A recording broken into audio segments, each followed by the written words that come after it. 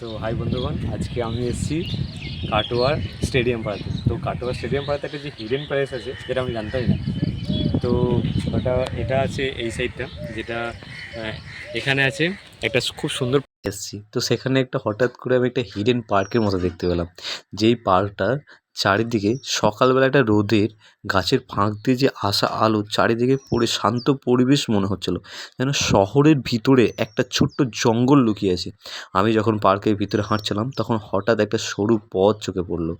পথটা যেন কোথায় নিয়ে যাচ্ছিল, একটু রহস্যময় ছিল। ইচ্ছা থাকে তাহলে তোমরা এখানে আসবে। তো এখানে একটা কাকু মেনটেনেন্স করে, তাকেও দেখাবো। আর এই পুকুরটাতে কী বলবো, মাছও আছে। যদি মাছ ধরার ইচ্ছা থাকে তাহলে মাছ ধরতে পারে। আর ক্যামেরাম্যান তো নাম বলা যায়, ঠিক আছে আমাকে। তো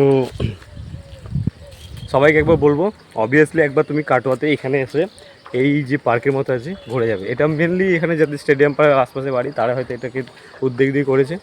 আর এই যে কাকুটাকে দেখতে পাচ্ছ, ইনি এখানে সব কিছু মেনটেনেন্স বা সব কিছু করে, গাছের জল দেওয়া এসব করে। তো কাকু এর জন্য একটা থ্যাংক ইউ। আর সবাই একটা লাইক দিয়ে দেবে কাকুর জন্য।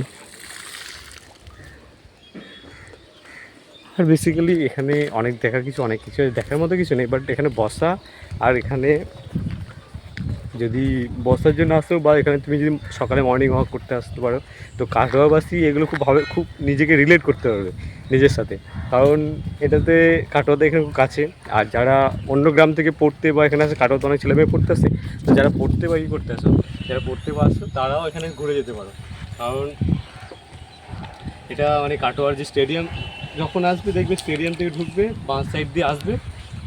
তো বাঁ সাইডে দেখবে একটা চারিদিকে ঘেরা আছে।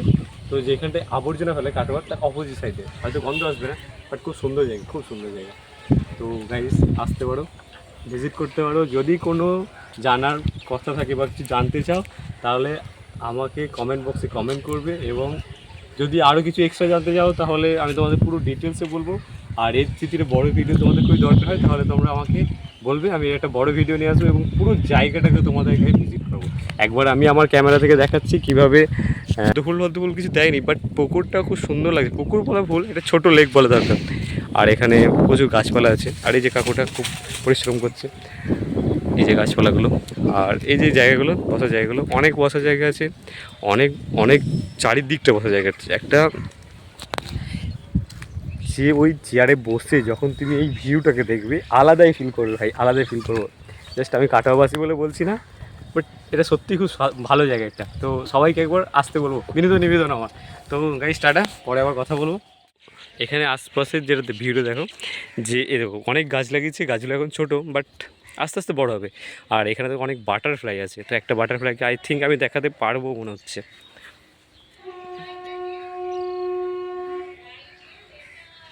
বাটারফ্লাই আছে, প্রচুর বাটারফ্লাই আছে।